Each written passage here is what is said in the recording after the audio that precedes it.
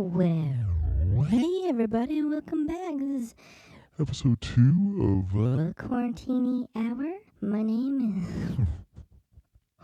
Am I the only one who, whenever you say or hear my name is, you just want to take him back to that classic 2006 film and hit him with a my name is Borat? I don't know if that's still culturally relevant. But I feel like the film aged well, so we'll leave it at that. Anyway, we're going to be reviewing some boxed wine today, and more specifically, the Proper. technique of wine tasting. I feel like it's gotten pretty watered down over the years, so you're going to want to stick around. Definitely going to learn something here. Little background. About me, technically not a wine sommelier, but For being honest, they could probably learn a thing or two. Not bragging, just saying. Definitely a wine expert. I've been one for probably a little over 20 years now at this point. I know everybody's dying to find out which brand of boxed wine. I went with, and being a wine expert, of course, nothing but the best. It's the classy. The iconic. You've all tried it. Don't deny it. It is Franzia boxed wine. All right, and here we go.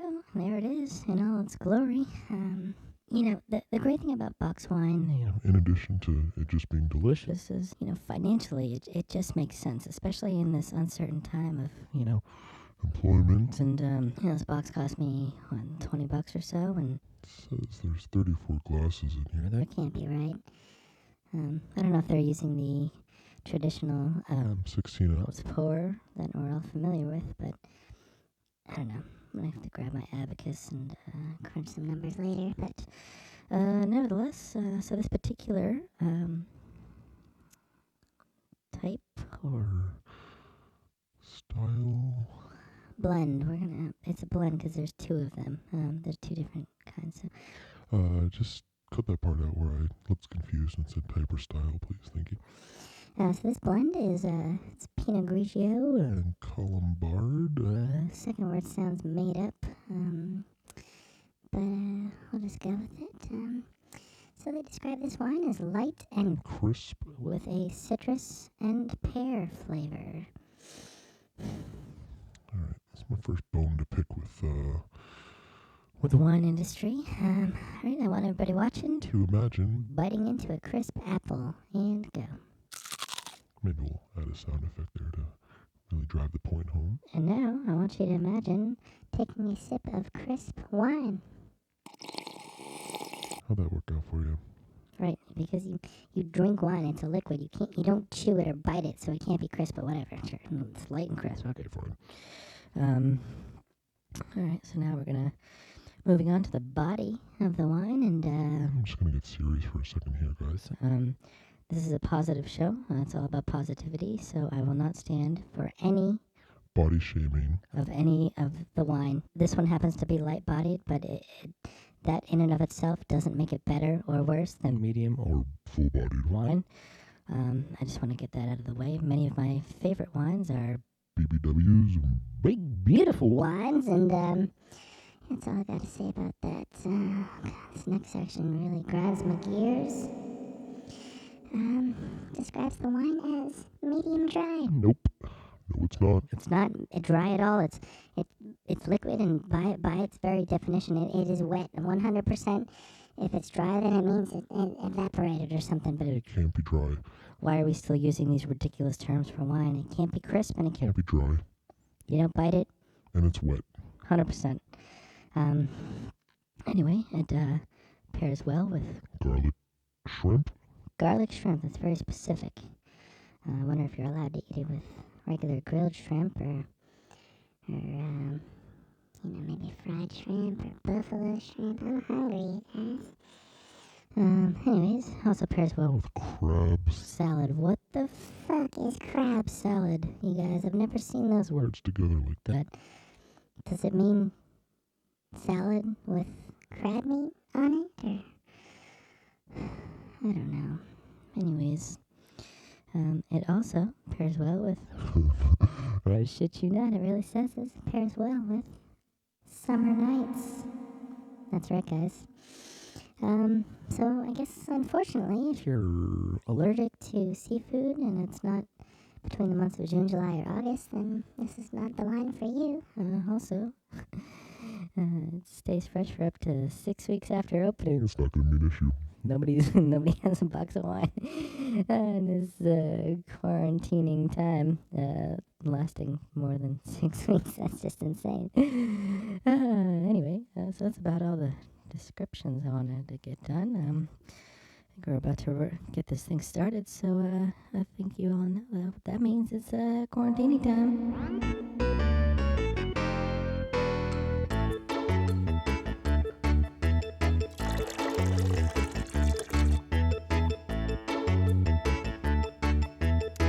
Alright guys, so before we even get started, I'm going to tell you one of the most important things. And one of the most overlooked things. Because honestly, I've never seen anyone do this at a wine tasting, and it just really, it drives me crazy because it's such an important part, and you're really going to impress your friends by doing this. But the very first thing you want to do before you do anything is you're going to want to pop a piece of gum, and it's got to be like the mintiest, most flavorful gum you can find. I have this Mentos gum. The Fresh Maker. And this will basically act as like a palate cleanser. You know, similar to ginger with sushi.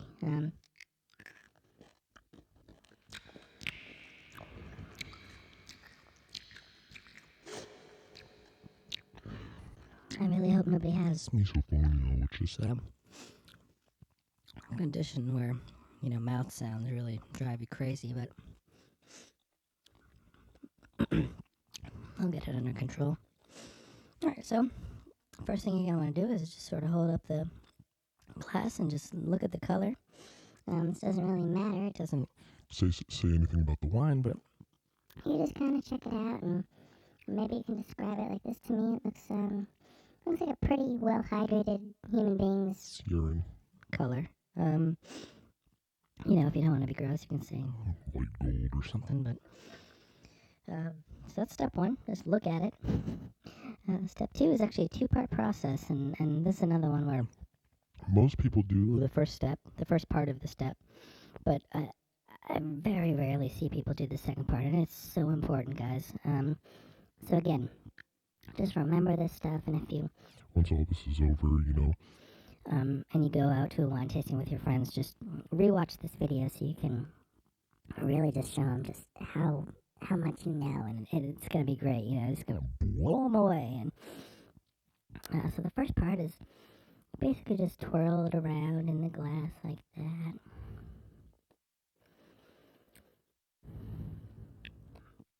And, you know, obviously, with the gum, I know you guys are probably all like, why are you eating gum? Obviously, you're going to spit it out before you actually taste the wine. Like, I knew that goes without saying. But, so now what we're doing is we're looking for the legs of the wine. And what that basically means is you kind of look around the sides of the glass, and you're looking for the marks and the, you know, where you can still see the wine kind of cascading down. And it's easy with reds, if I'm being honest, but that's the legs of the wine. Yeah, after that is step 2, part B, which again is one that no one does for some reason, but so this next part, it activates the wine, like it gets it all jazzed up and ready for part 3, which is extreme smelling. And so basically, you're really gonna just shake the ever-living shit out of this wine. You're gonna put your hand over it and just go to town, and but before doing that, you usually want to move away any papers or valuables, because there definitely is a chance of splashage. Splashage is that can't be a real word. It's too hard to say. Splashage. I keep wanting to say splashage. And I sound like Sean Connery. Splashage. Anyway, yeah, basically just cover it up with your hand and just give it a good shake. I'm going to do about 75% of what I normally do, just because I do have things around that I can't really move. But I'll give you a quick demonstration of what that looks like.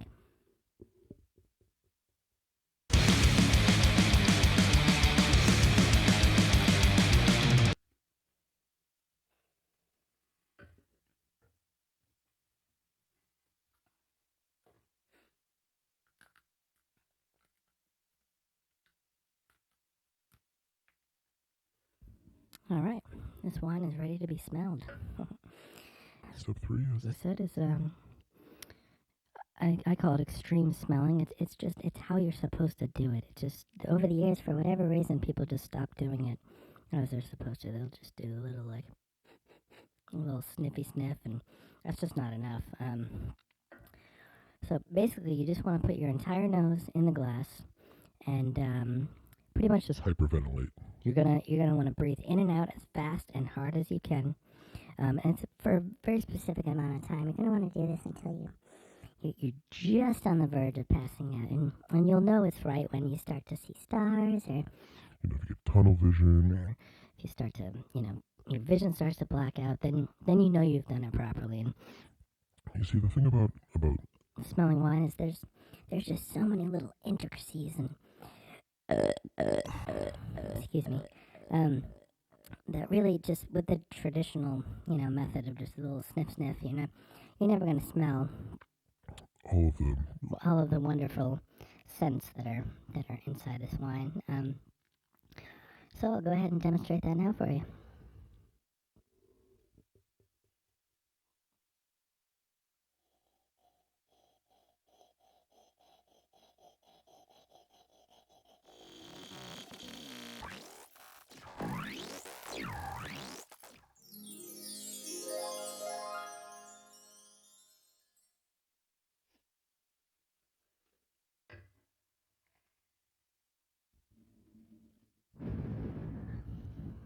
All right, we're back. We have appropriately smelled the wine, and so now you talk about what you smell, and if you're a beginner, you're probably gonna say stuff like strawberry or pear. grapefruit or whatever. But I've been doing this for close to 40 years, and I'm gonna give you a little secret of the trade, guys. You can basically say that it smells like Absolutely anything. Doesn't matter how crazy it is, because no one's gonna call you on it, because they don't want to sound stupid. So, again, of course, I don't do this. I've been tasting wine for 45 years now, but and my olfactory sense is just so advanced. It's like barely below a dog. Like the amount of things I can smell. So if you're playing along at home, don't get discouraged if you don't smell a lot of the same things that I do. Clearly, the number one thing that you smell with this particular Pinot Grigio is potpourri. I think we can all agree on that. And followed closely by Italian sausage, specifically hot Italian sausage. And then at the end, there was just a small little fluttering of squid. I don't mean cooked squid. Not like calamari, but like live squid. And again, like I said, don't get discouraged if you didn't pick up on the squid. Like it's super subtle. Let's move on to everyone's favorite part, tasting. And just like basically everything else we've gone over in this video, the tasting, the traditional method of tasting it comes close, but they don't quite get it. Normally you take a sip, you kind of swish it around a little bit, you do the little Hannibal Lecter thing. And I'm going to do all that, but I just take it a little bit further, just crank it up to 11. I swish more vigorously, and also one thing that they never tell you that you got to do that is super essential is you got to gargle. You gotta gargle the wine. If you're not gargling, you're not doing it right. Yeah, so I'll just show you what that looks like, because what people don't know is you have taste buds in your tonsils. Like a lot of people don't know that, but to really get those activated and so you can taste all of the nuances of the wine, you're gonna want to gargle. So I'll show you what that looks like.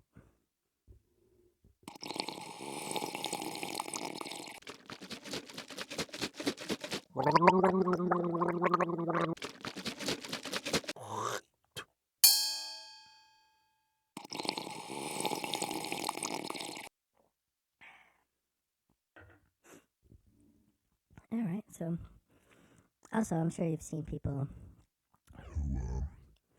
who are at wine tastings, and they'll take it and they'll swish it around and they spit it into that wine trough or whatever, and it's like, what are you doing, you wasteful? You have to swallow it to truly taste it. And crazy thing about when you taste the wine is a lot of times, you taste different things than what you smelled. and vice versa. Like, for example, I didn't taste the squid necessarily, but one thing that was a pretty strong taste was very minty, which is interesting for a Pinot Grigio.